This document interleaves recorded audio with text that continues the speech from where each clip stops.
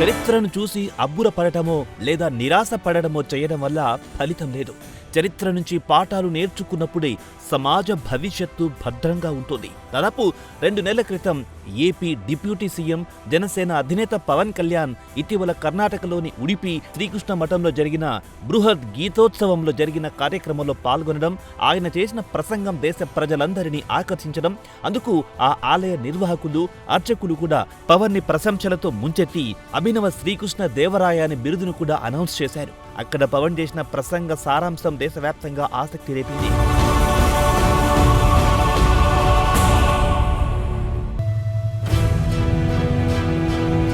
గీతా సందేశం అందరికీ మార్గనిర్దేశం కావాలని, సమాజాన్ని బలోపేతం చేయడం ద్వారా జాతీయ స్ఫూర్తిని ఉన్నత స్థాయికి తీసుకెళ్లాలని పవన్ ఆకాంక్షించారు. బృహత్ గీతోత్సవంలో పాల్గొన్న పవన్ శ్రీకృష్ణుడు కొలువై ఉండే ఆ నేలపై అడుగు పెట్టడం తన అదృష్టమన్నారు. కార్యక్రమానికి ఉప ముఖ్యమంత్రిగానో ప్రజాసేవకుడిగానో హాజరు కాలేదని, ధర్మాన్ని అన్వేషించే వినయపూర్వక సాధకుడిగా మాత్రమే వచ్చానని పవన్ చెప్పడం ఆసక్తి రేపింది. సరైన పాలన, సేవా బాధ్యతతో కూడిన ప్రతి చర్య కూడా నిజమైన నాయకత్వానికి నిదర్శనమంటూ ఆయన రాజకీయ ప్రస్థానం తాలూకు ముఖ్య ఉద్దేశాన్ని ఇండైరెక్టుగా చెప్పుకున్నారు. ఏపీ ఎన్నికల ముందు తాను కూడా అర్జునుడి లాంటి సందిగ్ధతను ఎదుర్కొన్నారని, అయితే వ్యక్తిగత ప్రయోజనాల కంటే ప్రాంతీయ, జాతీయ సమగ్ర శ్రేయస్సే ముఖ్యమని, తాను ధర్మాచరణకు కట్టుబడి ఉండడం వల్లే కేవలం 21 స్థానాలకే పరిమితమయ్యానని కూడా గుర్తు చేసుకున్నారు. మరి ముఖ్యంగా భగవద్గీత అనేది ఓసారి చదివి ఎర్ర వస్త్రంలో చుట్టి పూజా గదిలో భద్రపరిచే గ్రంథం కాదని, జీవితంలో ఎదురయ్యే ప్రతి నిర్ణయంలో, ప్రతి గందరగోళంలో, ప్రతి అంతర్గత పోరాటంలోనూ గీతను స్ఫూర్తిగా తీసుకుంటే ఆ విజ్ఞానం మనకు తోడుగా నిలుస్తుందనేది నేటి యువతరానికి ఓ సరికొత్త డైరెక్షన్ ఇచ్చారు. It's a solitude. The Gita guides us.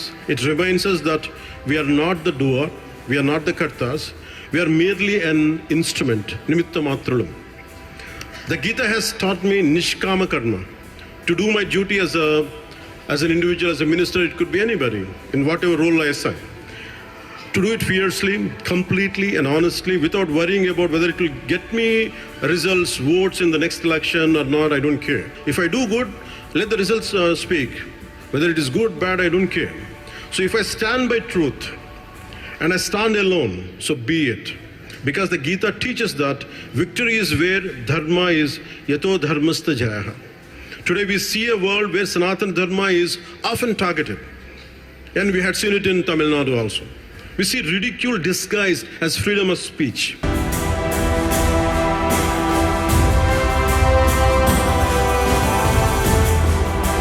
తన ప్రసంగంలోని ముఖ్య భాగాలను ఆయన సోషల్ మీడియాలోనూ పంచుకోవడం విశేషం. ఇక ఉడిపిలో జరిగిన సుదీర్ఘమైన కార్యక్రమాల ప్రారంభోత్సవానికి ప్రధాని నరేంద్ర మోదీ హాజరు కాగా, ముగింపు కార్యక్రమంలో పవన్ కళ్యాణ్ పాల్గొనడం గమనించాలంటున్నారు రాజకీయ పండితులు. మోడీ ప్రారంభోత్సవానికి, పవన్ ముగింపు ఉత్సవానికి హాజరు కావడం ఆయన కేవలం ఒక రాష్ట్ర నేతగా కాక జాతీయ బాధ్యతల్లో కీలక పాత్ర పోషించబోతున్నారన్న మెసేజ్ ని బలంగా పంపించినట్టయింది.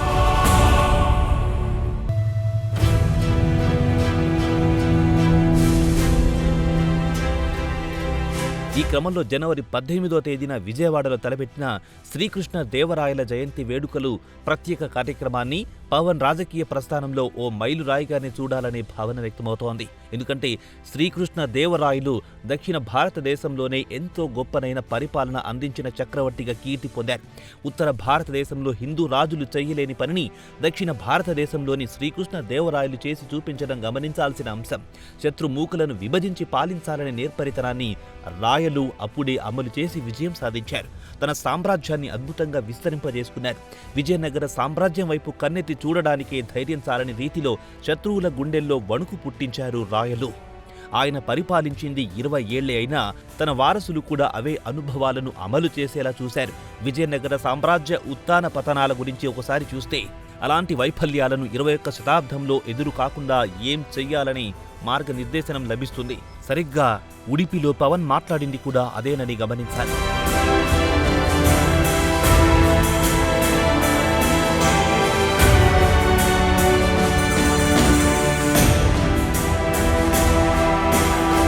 భారతదేశంలో విజయనగర సామ్రాజ్యానికి ప్రత్యేకమైన గుర్తింపు, ప్రాశస్త్యం ఉన్నాయి. రాజు ఎలా ఉంటే రాజ్యం విస్తరిస్తుంది, రాజు ఎలా ఉంటే రాజ్యం కూలిపోతుంది. ఈ రెండు కోణాలకు సాక్షిభూతమే విజయనగర సామ్రాజ్యం. ఉత్తరాదిన మొఘలుల దాడులతో హిందూ సామ్రాజ్యాలు ప్రభావితం అవుతుంటే, దక్షిణాదిన తురుష్కుల నక్కజిత్తులను ధీటుగా ఎదుర్కొని వారిలో ఉన్న చిలుకలు ఉపయోగించుకుని విభజించు పాలించు అనే సూత్రాన్ని సద్వినియోగం చేసుకున్న ఏకైక హిందూ రాజ్యం విజయనగర సామ్రాజ్యం.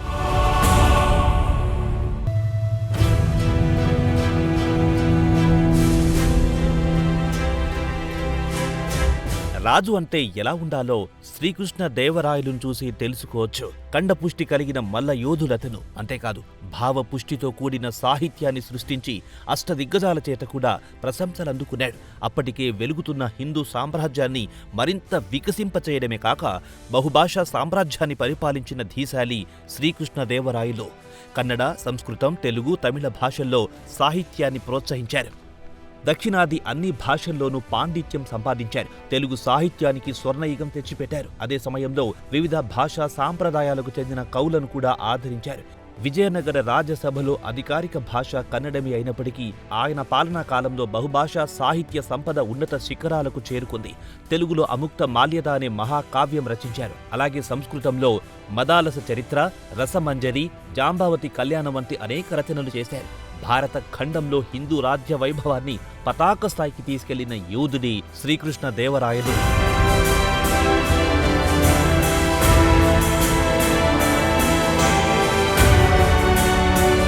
శ్రీకృష్ణ దేవరాయలు 1471లో కర్ణాటకలోని హంపిలో జన్మించాడు. తళువ వంశానికి చెందిన నరస నాయకుడు నగలాదేవి కుమారుడే ఈయన.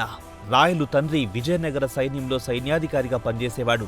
ఆనాటి విజయనగర రాజైన నరసింహదేవరాయల మరణం తర్వాత తళువ వంశానికి రాజ్యాధికారం తీసుకొచ్చిన వ్యక్తి రాయలు. 1509 ఆగస్టు 8న సింహాసనం అధిష్ఠించిన రాయలు 1529 వరకు పాలన చేశాడు. ఆయనకొచ్చిన బిరుదులు చూస్తే ఆయన పరిపాలన గురించి ఓ అంచనాకు రావచ్చంటారు చారిత్రక నిపుణులు. కర్ణాటక రత్న సింహాసన దేవేశ్వర, కన్నడ రాజ్య రామరమణ, ఆంధ్ర భోజాయని, గౌబ్రాహ్మణ ప్రతిపాలకాయని వంటి ఎంతో ఉదాత్తమైన బిరుదులు పొందారు శ్రీకృష్ణ దేవరాయలు.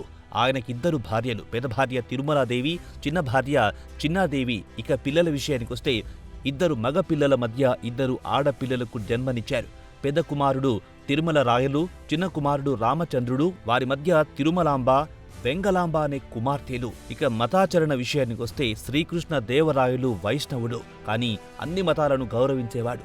పోర్చుగీస్ యాత్రికులు డొమింగో ఫేస్ డువార్టే బార్బోసా ఆయన్ని సమర్థవంతమైన రాజుగా జనరల్గా ప్రశంసించారు.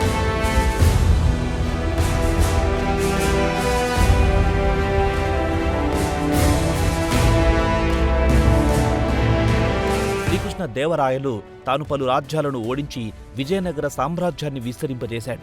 ఆయన అధికారంలోకి వచ్చిన తర్వాత మొదటి 10 సంవత్సరాలు యుద్ధరంగంలోనే గడిపాడు. అలా యుద్ధరంగంలో తనకున్న నైపుణ్యం, వ్యూహాలు పన్నే చాతుర్యం, తన దగ్గరున్న అష్టదిగ్గజాలలోని అద్భుతమైన ఆలోచనలను తీసుకొని చక్కటి పరిపాలన అందించాడు. సరైన వేగుల నిర్మాణం ఉండేది. రాజ్యంలో ఎక్కడేం జరిగినా వెంటనే పక్కా సమాచారం తెలుసుకునే నెట్వర్క్ ఏర్పాటు చేసుకున్నాడు.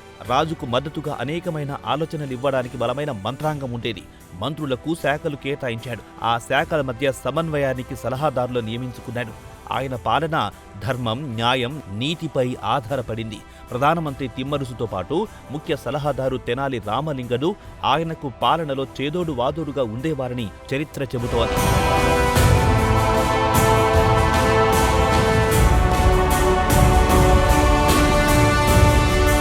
ఇక మంత్రులెవరైనా హద్దుమీరినా లేదా తప్పుడు దారుల్లో పయనించినా మంత్రులు కదా అని ఉపేక్షించలేదని చరిత్ర చెబుతోంది. తప్పులు చేస్తే మంత్రులైనా సరే కఠినంగానే శిక్షించేవాడు రాయలు.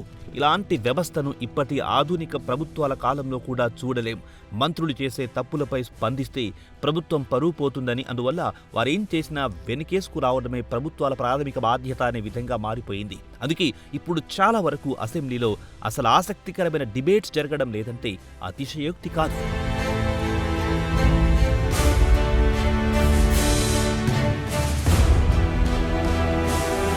రాజ్యం పటిష్టంగా ఉండాలంటే బలమైన సైన్యం ఉండాలని శ్రీకృష్ణ దేవరాయలు సైనిక బలాన్ని పెంచుకున్నాడు. మొరస, కబ్బిలి, తుళు వంటి సముదాయాల నుంచి ఆర్మీ రిక్రూట్ చేసుకున్నాడు. శత్రువును జయించాలంటే ముందుగా సిద్ధం చేసుకున్న ప్రణాళిక ప్రకారం ఆయన యుద్ధానికి వెళ్లేవాడు కాదని చరిత్రకారులు చెబుతారు. ముందుగా ఒక ప్రణాళిక వేసుకుని అకస్మాత్తుగా మరో యుద్ధ వ్యూహాన్ని అమలు చేసేవాడిని దీనివల్ల ఎప్పుడు కూడా ఆయన అసలు యుద్ధ వ్యూహం లీక్ అయ్యేది కాదు. ఆ విధంగా నక్కజిత్తుల తుష్కరులను ఓడించగలిగాడు రాయలు. భారీ యుద్ధ సామాగ్రిని మోసుకెళ్లగలిగే గజదళానికి ప్రాధాన్యతనిచ్చేవాడట. విల్లమ్ములు, బాణాలు, ఈటెలు, యుద్ధరంగంలో కాల్బలానికి ఇబ్బందులు పెట్టే ఇనుప ముళ్లను విరివిగా వినియోగించేవాడట రాయలు.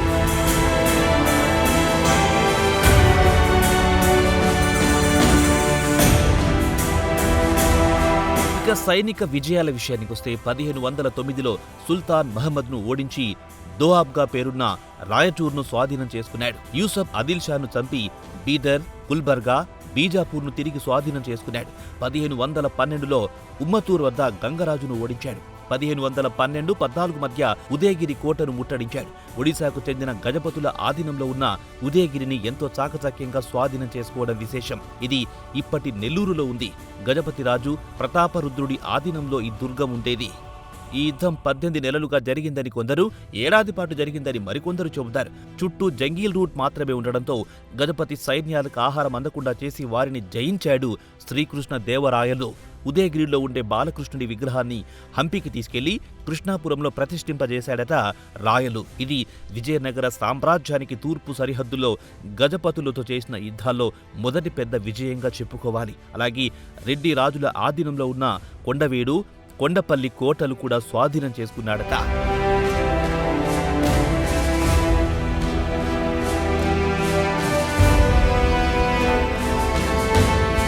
విజయనగర చక్రవర్తి గజపతులపై జరిపిన యుద్ధం విజయనగర గజపతి యుద్ధాలుగా చరిత్రలోకి ఎక్కాయి. 1512 నుండి 1519 వరకు ఇవి జరిగాయి. తూర్పు తీరాన్ని నియంత్రణలో తీసుకోవడం, గజపతి సామ్రాజ్యాన్ని బలహీనపరచడం లక్ష్యంగా రాయలు ఈ యుద్ధాలను తలపెట్టారు. ఉమ్మత్తూరు విజయం తర్వాత రాయలు దృష్టిని తీరాంధ్ర ప్రాంతంపై పెట్టాడు. అయితే కొండవీడు యుద్ధంలో విజయనగర సైన్యం భారీ నష్టాలతో వెనుదిరిగిందని చెబుతారు. అయితే ఇప్పుడు మహామంత్రి తిమ్మరుసు తూర్పు ప్రాంతంలో ఉన్న దుర్గం రహస్య మార్గాన్ని కనుగొని రాత్రిపూట దాడికి ప్లాన్ చేయడంతో కొండవీడు దుర్గం స్వాధీనమయ్యిందని చరిత్రకారులు చెబుతారు. ఈ యుద్ధంలో గజపతి రాజు కుమారుడు వీరభద్రుడు బందీ అయ్యాడు. అప్పుడు తిమ్మరుసును తాత్కాలికంగా కొండవీడు గవర్నర్గా నియమించాడంట రాయలు. ఆధునిక గవర్నర్ల పాలనను ఇలా నాటి కాలంలోనే రాయలు ఇంట్రడ్యూస్ చేయడం విశేషం.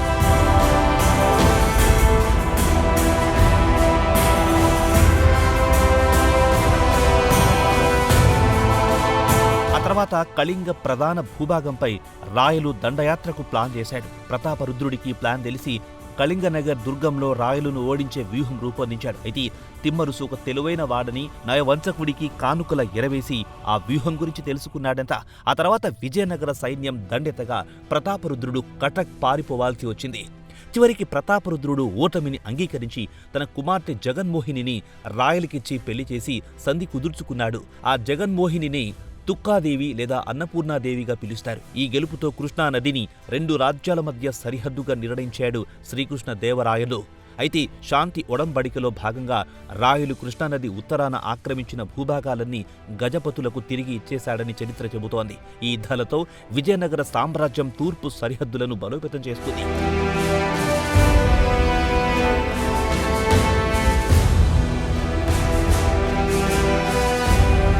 మరోవైపు రాజ్యాన్ని పటిష్టం చేసుకునే క్రమంలో రాయలు 1510లో పోర్చుగీస్లతో స్నేహ సంబంధాలు మెరుగుపరుచుకున్నాడు. వారి నుంచి ఆధునిక ఆయుధాలు, అరేబియన్ జాతి గుర్రాలను పొందాడు. ఇక విజయనగర సామ్రాజ్య ఉత్థాన పతనాల్లో బహమని సుల్తానుల పాత్ర చెప్పుకోవాల్సి ఉంటుంది. బహమని సామ్రాజ్యం 1347లో ఏర్పాటయ్యింది. దక్షిణ ప్రాంతంలో ముస్లిం పాలనకు పునాది వేసింది బహమనీలే. అయితే 1482 నుంచి 1528 మధ్య క్రమంగా విచ్ఛిన్నమై 5 స్వతంత్ర సుల్తానేట్లుగా మారింది. మహారాష్ట్రలోని అహ్మద్ నగర్కు చెందిన నిజాం షాహీ, కర్ణాటకలోని బీజాపూర్కు చెందిన ఆదిల్ షాహీ, బెరార్కు చెందిన ఇమాద్ షాహీ, బీదర్కు చెందిన బరీద్ షాహీ, గోల్కొండకు చెందిన కుతుబ్ షాహీ విడిపోయి వేరువేరు సామ్రాజ్యాలుగా అవతరించాయి. ఇవి తరచూ ఒకదానితో ఒకటి, అలాగే విజయనగరంతో కూడా ఘర్షణ పడుతూ ఉండేవి. శ్రీకృష్ణ దేవరాయలు అత్యంత తెలివిగా ఈ 5 రాజ్యాల్లో ఉండే చీలికలను ఉపయోగించుకున్నాడు. వారిలో విభజనను పెంచి పోషిస్తూ మిగతా వారితో స్నేహం నిలుపుతూ విజయనగర సామ్రాజ్యాన్ని హిందూ సామ్రాజ్యంగా పటిష్టంగా ఉంచడంలో సఫలమయ్యాడు. ఇది చారిత్రక సందర్భం.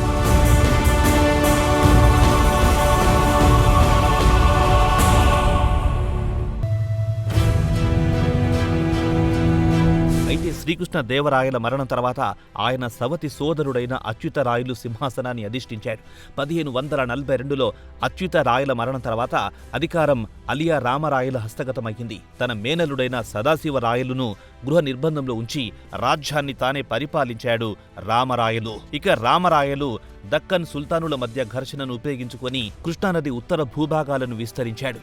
ఒక సుల్తాన్కు సహాయం చేసి మరో సుల్తాన్ను బలహీనపరిచే పాత వ్యూహాన్ని అనుసరించాడు. అయితే ఒకే వ్యూహం ఎప్పుడూ పనిచేయదన్న విషయం గుర్తించడంలో రామరాయలు విఫలమయ్యాడు. సమయానికి తగిన వ్యూహం రచించకపోతే శత్రువుకు అవకాశం ఇచ్చినట్లేనన్నది గుర్తించలేకపోయాడు.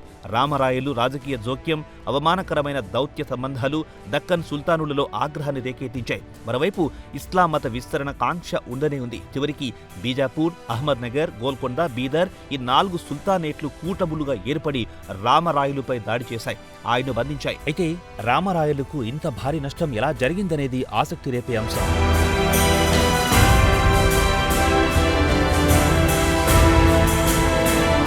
విజయనగరం సైన్యంలోని ముఖ్యమైన ముస్లిం కమాండర్లు నూర్ ఖాన్ గిలానీ, బిజ్లీ ఖాన్ గిలానీ అనే ఇద్దరు రామరాయలు బందీ అయిన తర్వాత వారు బహుమని సుల్తానుల శిబిరంలో మారిపోయారు. ఈ విషయాన్ని ఊహించడంలో రామరాయలు విఫలం అవ్వడం వల్లే భారీ నష్టాన్ని చవిచూడాల్సి వచ్చిందని చరిత్ర చెబుతోంది. విజయనగర సైన్యంలో గందరగోళం సృష్టించి రామరాయలుకు వెన్నుపోటు పొడవడంలో బహుమని సుల్తానుల కుట్రలో పావులుగా పనిచేసినట్టు చరిత్రకారులు చెబుతారు. దీన్ని తల్లికోట యుద్ధంగా పేర్కొంటారు. ఇక రామరాయలు బందీ అయిన తర్వాత హుస్సేన్ నిజాం షా ఆదేశంతో ఆయన తల నరికి మత విద్వేషం ప్రకటించుకున్నారు ముస్లిం రాజులు.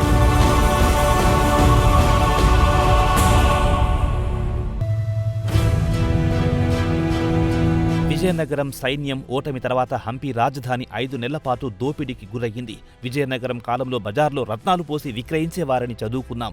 అలాంటి అంతులేని సంపదను బహుమని సుల్తానుల సైన్యం దూసుకుపోయింది. రాజ్యం మొత్తం ధ్వంసమయ్యింది. దేవరాయలను, ఎంతో అద్భుతమైన హిందువుల ఆరాధ్య దైవాలను ముస్లిం సేనలు ధ్వంసం చేశారు. శ్రీకృష్ణ దేవరాయలు ఘనంగా ఆదరించిన వైష్ణవ మతం కనుమరుగయ్యింది. సొంత సైన్యంలోని కమాండర్లే రామరాయలుకు వెన్నుపోటు పొడిచి తమ మతానికి చెందిన బహుమనీలకు మతం పేరిట మద్దతిచ్చి ఆ తర్వాత విజయనగర సామ్రాజ్యాన్ని దోచుకోవడంలో సహకరించారు. ఇది ఆనాడు జరిగిన రాజ్యాధికార జిహాద్ అని గుర్తిస్తే ఆ తర్వాత వచ్చిన పాలకులైనా సరిగ్గా ఉండేవారేమో, కానీ అది నేటికి జరగడం లేదన్నదే పాయింట్. సామ్రాజ్యం పతనమైన తర్వాత మైసూర్, వెల్లూర్, కెలడి, మదురైలకు చెందిన సామంతలు అందరూ స్వతంత్రం ప్రకటించుకున్నారు. గొప్పనైన రోమన్ సామ్రాజ్యానికి నకలుగా పేరు తెచ్చుకున్న విజయనగర సామ్రాజ్యం కేవలం ఇప్పుడు చరిత్రగా మిగిలిపోయింది. హరిహర రాయలు, బుక్కరాయలు స్థాపించిన విజయనగర సామ్రాజ్యం శ్రీకృష్ణ దేవరాయల కాలంలో ఒక వెలుగు వెలిగి ఆ తర్వాత ఆరిపోయింది.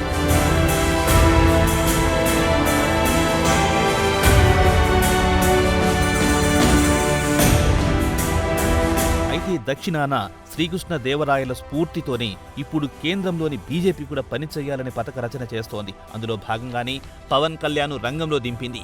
ఆయనకు అభినవ శ్రీకృష్ణ దేవరాయలుగా బిరుదివ్వడం కూడా మాట వరుసకు చేసింది కాదన్న అభిప్రాయం రాజకీయ విశ్లేషకుల నుంచి వినిపిస్తోంది.